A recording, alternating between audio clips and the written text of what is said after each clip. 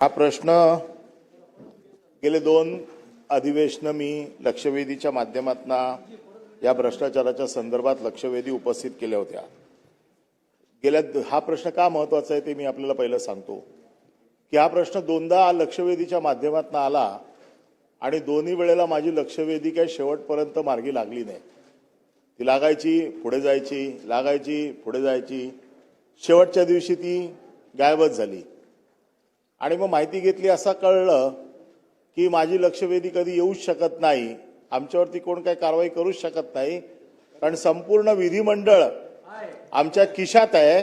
अशा प्रकारच्या कंत्राटदाराच्या बाहेर वल्गना आम्ही ऐकतोय आणि हा प्रश्नापेक्षा विधिमंडळाची प्रतिष्ठा या प्रश्नामध्ये आता जास्त लागलेली आहे। कारण बाहेर जो काय मेसेज जातोय की हे प्रश्न लागणारच नाही, ही लक्षवेधी यावेळेला पण मी लावली आहे, परंतु ही लक्षवेधी लागणार नाही म्हणून प्रश्न लावलाय। प्रश्न लागला पण लक्षवेधी काय लागेल असं मला वाटत नाहीये आणि त्याच्यामुळे विधिमंडळाची प्रतिष्ठा जपण्यासाठी या प्रश्नाचं महत्त्व आज जास्त आहे असं मला वाटतं। आता मी मूळ प्रश्नाकडे येतो। सभापती महोदय हे उत्तर दिलंय, या उत्तरामध्ये सांगितलंय की हे खरे आहे, खरे नाही, हे खरे आहे, अंशतः खरे आहे। माझा साधा प्रश्न हा आहे की 2000 कोटीची या जलसंधारण, पाझर तलाव दुरुस्ती, बाकीच्या या सगळ्या बाबतीच्या निविदांसाठी 2000 कोटीची तरतूद बजेटमध्ये आपले केलेली आहे, पण प्रमा किती दिलेले आहेत? 18,000 कोटीच्या प्रमा दिलेल्या आहेत। खरंय का खोटं आहे मंत्र्यांनी सांगावं। जर 2000 कोटीची बजेटरी प्रोव्हिजन आहे, 18,000 कोटीच्या प्रमा दिलेल्या आहेत, 9,000 कंत्राटदारांनी टेंडर भरली छोटी मोठी सगळी, त्याच्यातले 1,000 टेंडर आर्थिक निकष पूर्ण केले नाही म्हणून बाद करून टाकले आणि एक सुनील कुशिरे नावाचा तिकडे संचालक आहे, हा संचालक अख्ख्या महाराष्ट्रात फेमस आहे, सगळ्यांच्या ओळखीचा आहे, सगळ्यांच्या। आणि त्याला असं वाटतंय की अख्ख्या महाराष्ट्रातल्या मंत्र्यांपासून, मुख्यमंत्र्यांपासून, सभापतींपासून आमदारापर्यंत सगळे माझ्या खिशात आहेत, अशा भाषेत तो बाहेर बोलतोय आणि त्याचा किस्सा एवढा मोठा आहे, तो किस्सा आज बंद करण्याची वेळ आलेली आहे। आणि म्हणून आपल्याकडनं आम्हाला ही अपेक्षा आहे की तो बाहेर म्हणतोय, मी आता सभापतीवर आरोप नाही करत आहे, तो बाहेर जे काय म्हणतोय ते मी सभापतींना सांगतोय। आता हे चौकशीमध्ये काढा शोधून, जी मागणी मी शेवटी करणार आहे त्याच्यात तो जे काय म्हणतोय ना ते खरं आहे का खोटं आहे हे चौकशीमधनं बाहेर येणार आहे। म्हणून माझा प्रश्न असा आहे की ही जी काही टेंडर्स दिलेली आहेत याच्यामध्ये टेंडर्सचे प्रकार काय आहेत की खोलीकरण करणे, याच्यामध्ये पाझर तलावाची दुरुस्ती, ग्राउटिंग, या सगळ्या गोष्टी, म्हणजे सोलापूर जिल्ह्यामध्ये 2000 कोटीचं काम काढलेलं आहे।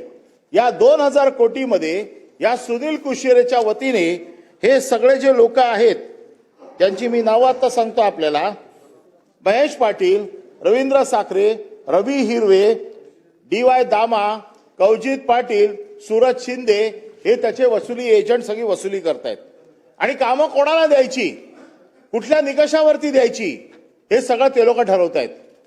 आणि अशा प्रकारची कामं देऊन आज एवढ्या मोठ्या सगळा मॉबिलायझेशन फंड त्यांचा गेलेला आहे, मॉबिलायझेशन फंडामधला त्यांची टक्केवारी त्याला मिळालेली आहे आणि एवढा मोठा सगळे तिकडचे कॉन्ट्रॅक्टर, आज तिकडचे सगळे जलसंधारणचे अधिकारी, आज BMW मधनं कोण फिरतोय, मर्सिडीज मधनं कोण फिरतोय, यांचे सगळे व्हिडिओ आणि सगळे रेकॉर्ड्स माझ्याकडे आहेत। पण हा प्रश्न आहे म्हणून याच्यावरती जास्त सखोल चर्चा करता येणार नाही।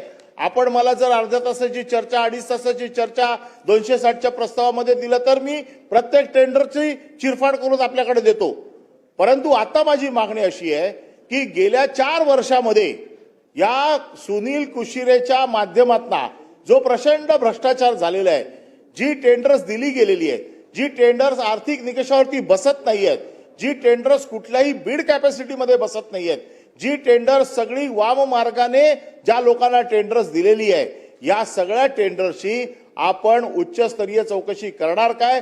या सुनील कुशिरेवरती लाचलुचपत खात्याची चौकशी आता चालू आहे, परंतु ती थंड पक्षात पडलेली आहे, ती कित्येक दिवस झाली चालू आहे, परंतु याच्यावरती उच्चस्तरीय चौकशी करून या किती दिवसात ही उच्चस्तरीय समिती आपण गठीत करणार, उच्चस्तरीय चौकशीला किती कालमर्यादा देणार आणि त्याचा रिपोर्ट हे अधिवेशन संपेपर्यंत किंवा आपण 1 महिन्याच्या आतमध्ये या सभागृहात दाखल करणार का अशी मागणी आणि ही चौकशी चालू असेपर्यंत, कारण तोच होल अँड सोल आहे, तो पूर्ण संचालक आहे, त्याच्यामुळे तो जर तिकडे बसला तर ही चौकशी होऊ शकणार नाही. त्याच्यामुळे माझी मागणी आहे की त्याला ताबडतोब निलंबित करा आणि त्याला निलंबित करून ही चौकशी झाली पाहिजे, उच्चस्तरीय चौकशी झाली पाहिजे आणि उच्चस्तरीय चौकशीचा 1 महिन्याच्या आतमध्ये रिपोर्ट आला पाहिजे. माझी लक्षवेधी मागची काढून बघा, माझे याच्यावरचे मागचे प्रश्न काढून बघा.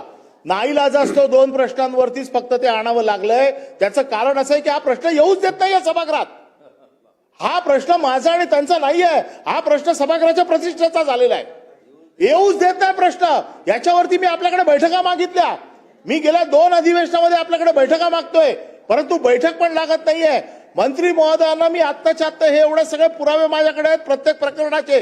ही सगळी प्रकरणं सभागृहात सांगून झाली, पत्र लिहून झाली. तो सुनील कुशिरे नावाचा माणूस एवढा मोठा कोण या महाराष्ट्र सरकारचा जावई लागलेला आहे की जो सांगतोय की अख्खा महाराष्ट्र शासन माझ्या खिशात आहे आणि म्हणून माझा प्रश्न येणारच नाहीये. आणि म्हणून या सभागृहाचा पूर्ण सेन्स घ्या. या सभागृहातला प्रत्येक सदस्य आज त्याला ओळखतोय. हा कोण माणूस आहे, किती बदमाश माणूस आहे तो. आणि तो जर माणूस सभागृहाला जर गिनतीत घेत नसेल, सभागृहाला गृहीत धरून जर काम करणार असेल तर त्याच्यावरती या सभागृहाने कारवाई करायलाच पाहिजे. जर मंत्री महोदयाने नाही केली तर आपण तरी करावी अशी माझी आपल्याकडनं अपेक्षा आहे. आमची मागणी एवढीच आहे, सगळी प्रकरणं मंत्री महोदयांकडे आहेत. प्रत्येक प्रश्न काय मी विचारायलाच पाहिजे असं काही नाहीये आणि मी विचारलाच पाहिजे म्हणजे तो स्कोप मध्ये बसतो नाही. त्याचा स्कोप लार्जर करणं हा आपला अधिकार आहे. त्याचा स्कोप लार्जर करणं हा मंत्री महोदयांचा अधिकार आहे. त्याचा स्कोप लार्जर करणं हा सभागृहाच्या प्रत्येक सदस्याचा अधिकार आहे. प्रत्येक सदस्याकडे याच्या बाबतीतली माहिती आहे. 10 कोटीचं टेंडर 80 कोटीपर्यंत जातोय. सोलापूरमध्ये 4.5 कोटीचं टेंडर 55 कोटीपर्यंत गेलं. एस्केलेशन कशामध्ये दाखवतात माहिती आहे? ग्राउटिंग मध्ये दाखवतायत. जिकडे काळा खडक आहे तिथे ग्राउटिंगचं टेंडर तुम्ही एस्केलेट करतात आणि ते 55 कोटीपर्यंत नेतात. 9 10 पट तुम्ही टेंडर वरती घेऊन जाताय. अशी कित्येक प्रकरणं मंत्री महोदयांकडे आहेत. नसेल तर त्यांनी सांगावं नाहीये म्हणून. मी तुम्हाला रिसिव्ड केलेल्याचे स्टॅम्प शिक्के आणून दाखवतो की किती तक्रारी त्यांच्याकडे आहेत त्या. आणि एवढ्या सिरियस तक्रारी असताना मंत्री महोदय सांगतायत फक्त 2च प्रकरण आहेत, 2 प्रकरणामध्ये आम्ही त्यांची चौकशी चालू आहे. कसं चालेल 2 प्रकरणांवरती? एवढा तक्रारींचा पाडा इथे वाचला जातोय, तक्रारी पडल्या तिकडे केल्या जात आहेत. त्यांनी मान्य करावं की सस्पेंड करा, उच्चस्तरीय चौकशी लावा, SIT लावा. आम्ही आजच्याच कारवाई नाही मारत, पण जो माणूस तिथे बसलेला आहे, ज्याच्या हाताखाली सगळं चालणार आहे, त्याला अपेक्षा आहे का आपण त्याच्या हाताखाली सगळं काम करत असताना तिकडे फेर चौकशी होऊ शकते. आणि म्हणून आमची पुन्हा एकदा मागणी आहे की त्याला पहिला सस्पेंड करा, त्याला बाजूला करा सस्पेंड करून आणि मग ही उच्चस्तरीय चौकशी लावा. आणि विधानसभेच्या पटलावरती, विधान परिषदेच्या पटलावरती हा पूर्ण रिपोर्ट आला पाहिजे.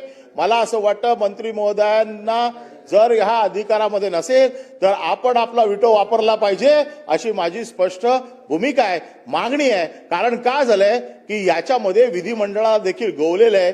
मी आपल्या समोर पाहिजे असेल तर केबिनमध्ये माणसं उभी करू शकतो की तो बाहेर काय बोलतोय. आणि म्हणून आपल्या प्रतिष्ठेचा प्रश्न हा अबाधित राहावा म्हणून हा प्रश्न उपस्थित आहे. आज आपण आपली प्रतिष्ठा अबाधित ठेवण्यासाठी, जसा थोड्या वेळाने हक्कभंग येणार आहे आपली प्रतिष्ठा राखण्यासाठीचा, तसा हा एक प्रकारचा हक्कभंग आहे असं समजून याच्यावरती कारवाई व्हावी. महोदय, सन्माननीय सदस्य प्रवीण दरेकर यांनी जो हक्कभंग मांडलाय, प्रश्न राजकीय भांडणाचा नाहीये. प्रश्न या सभागृहाच्या परंपरेचा आहे. या सभागृहाची परंपरा, या सभागृहाची प्रतिष्ठा आणि या सभागृहाच्या सर्वोच्च स्थानी बसलेल्या पीठासीन अधिकाऱ्याची प्रतिष्ठा जपणं हे सभागृहातील प्रत्येक सदस्याचं कर्तव्य आहे. राजकारणात जो काय रंगपंचमी होते ती आता आपण नगर परिषदा, नगरपंचायतीमध्ये बघितलेली आहे. त्याच्यावर जर हक्कभंग आणायचे म्हटले तर मला वाटतं वर्षात 6 अधिवेशनं ठेवावी लागतील वेगळी याच्यासाठीच. परंतु सभागृहाची प्रतिष्ठा सांभाळताना कोणीही सदस्य असो, उद्या मी असो किंवा आणखीन कोणी असो, ज्या सभागृहाची प्रतिष्ठा इतकी उच्च आहे, ज्या सभागृहाचे सभापती सर्वोच्च स्थानी आहेत, अशा व्यक्तीबद्दल बाहेर बोलणं हे अपमानास्पद आहे आणि या सभागृहाचा तो अपमान आहे. त्या सभागृहाची ताकद बाहेर दाखवण्याची गरज मला वाटतं या निमित्ताने आलेली आहे. हे सभागृह काय करू शकतं? मी गेले कित्येक वर्ष या सभागृहाचा सदस्य आहे.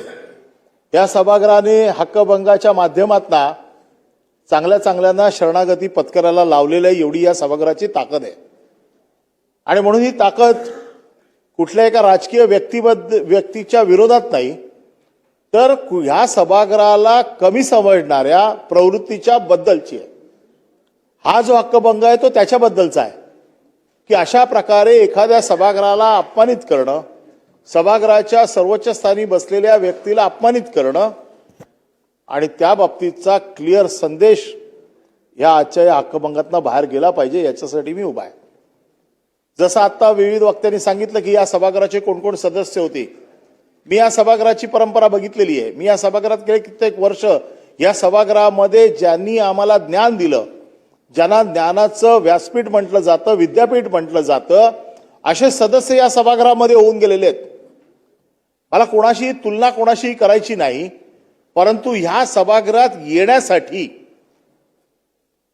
किती मेहनत लागते, किती ताकद लागते, किती विद्वत्ता लागते, किती बुद्धी लागते, सगळ्याचा कस लावूनच इथे यावं लागतं. दोन्ही सभागृह ही बरोबरीची आहेत. त्या सभागृहात देखील निवडून जाण्यासाठी लोकांचा विश्वास जिंकावा लागतो. त्या सभागृहात जाण्यासाठी पक्षाचा विश्वास जिंकावा लागतो. आणि लोकांनी तुम्हाला जर पाठवलं तर या सभागृहात यावं लागतं. या सभागृहात येण्यासाठी पक्षाचा विश्वास जिंकावा लागतो. या सभागृहात येण्यासाठी तुम्ही ज्या मतदारसंघातनं येताय त्या लोकांचा विश्वास जिंकावा लागतो. आणि मला जर विचाराल तर हे सभागृह हे इतक्या उच्च कोटीचं आहे की इथे सहजासहजी प्रवेश मिळत नाही. इकडचा प्रवेश हा मर्यादित आहे. खाली 288 आहेत, इथे 78 आहेत. 288 मध्ये जाणं एक वेळ तसं त्या मतदारसंघातनं सोपं आहे असं मी म्हणीन, परंतु 78 लोकांमध्ये येणं किती कठीण आहे हे जे लोक येतात त्यांना कदाचित माहिती असेल. या बाबतीत एक वेगळी चर्चा होऊ शकते. परंतु ह्या सभागृहाची प्रतिष्ठा हे लाल कार्पेट आहे का हिरवं कार्पेट आहे, हे दुष्काळी आहे काही सदन आहे, काही योग्य नाही आहे. या लाल कार्पेटची जर प्रतिष्ठा बघायची असेल तर ह्या सदनाने ह्या हक्कभंगाच्या माध्यमातून या लाल कार्पेटची ताकद एकदा दाखवून दिली पाहिजे. ही केवळ एका व्यक्तीला दाखवली नाही पाहिजे, ही सगळ्यांना दाखवली पाहिजे जे ह्या लाल कार्पेटला दुय्यम समजतात, या कार्पेटला तुच्छ समजतात. स्थानावरती जर अशा प्रकारचा हल्ला केला असेल तर पक्षविरहित सगळ्यांनी या गोष्टीचा तीव्र निषेध केला पाहिजे आणि आपली ताकद दाखवून दिली पाहिजे. मी ह्या हक्कभंगाला समर्थन करतो आणि ह्या हक्कभंगाच्या माध्यमातून बल्ब गेलेला आहे का 460चा करंट आहे, हे ह्या बल्बच्या आता ताकदीचा प्रश्न निर्माण झाला मजबूत आहे हे दाखवणं आता गरजेचं आहे. म्हणून मी या हक्कभंगाला समर्थन देतो. हा हक्कभंग यासाठीच महत्वाचा आहे की सर्वोच्च स्थानाचा अपमान करण्याची हिंमत, सभागृहाच्या सदस्यांचा अपमान करण्याची हिंमत याच्यापुढे कोणी करू नये, यासाठी या हक्कभंगाचं मी समर्थन करतो. परिवहनचे कायदे केंद्राचे आहेत, परंतु उपकायदे राज्याचे आहेत आणि उपकायद्यामध्ये टार्गेट हा एक मोठा विषय आहे. त्याच्यामुळे तो सकाळी हवालदार उठतो आणि तो टार्गेटच्या पाठी लागलेला असतो. त्यामुळे माझा स्पेसिफिक प्रश्न आहे की हे सगळं आपण जे केलं, आपण म्हणताय की गोव्याची सिस्टीम आली पाहिजे, परंतु मुंबईमध्ये उपनगरामध्ये मोठ्या प्रमाणात स्लम आहे आणि आज अशी परिस्थिती आहे की प्रत्येक स्लममध्ये प्रत्येकाच्या घरामध्ये मोटरसायकल आहेत आणि ह्या मोटरसायकल घराच्या समोर उभं करायला जागा नाही आहे. त्याच्यामुळे मुंबईतले सगळे रस्ते, त्याच्या रिक्षा, त्याच्या मोटरसायकल ह्या रस्त्यावर उभ्या असतात. रात्री तो पार्क करायला त्याला दुसरी जागा नसते, त्याचं उदरनिर्वाहाचं साधन ती रिक्षा असते आणि सकाळी येतो कॉन्स्टेबल आणि सगळ्यांचे फोटो काढून घेऊन जातो आणि महिन्यामध्ये 5-5, 6-6 वेळा त्याला चलान मारतो. अशा लोकांना काहीतरी, या गरीब लोकांना रिलीफ देण्यासाठी सरकार काहीतरी त्याच्यावरती उपाययोजना करणार काय? कारण शेवटी या गरीबाच्या पोटापाण्याचा प्रश्न आहे. त्याच्यामुळे टार्गेट पूर्ण करण्यासाठी या ई चलांचा जो काही गैरवापर केला जातो त्याला हे जे तुम्ही आपण अभ्यास गट केलेला आहे याच्यामध्ये इन्क्लूड करून या गरिबांना काहीतरी त्याच्यामधनं त्याचा मार्ग मिळावा. कारण आमच्याकडे रिक्षावाले येतात, साहेब 8-8, 10-10 वेळा आम्हाला चलान मारले, आम्ही आता काय करायचं, आमच्याकडे रिक्षा उभी करायला जागा नाहीये. मोटरसायकलमध्ये आज प्रत्येक घरामध्ये मोटरसायकल आहे, त्याच्यामुळे याच्या बाबतीमध्ये राज्य सरकारने एक धोरण तयार करावं आणि ह्या गरिबांना याच्यातनं ह्या ई चलनच्या भानगडीतनं सोडवावं. किमान आपण जे गोव्यामध्ये म्हटलंय की उप अधीक्षक दर्जाच्या अधिकाराशिवाय दुसऱ्या कोणाला चलन कापता येत नाही, असा काहीतरी कायदा करून म्हणजे तो तरी किमान पहिल्या फेजमध्ये आणून ह्या गरिबांना न्याय देण्यासाठी राज्य शासनाने काहीतरी पावलं उचलावीत.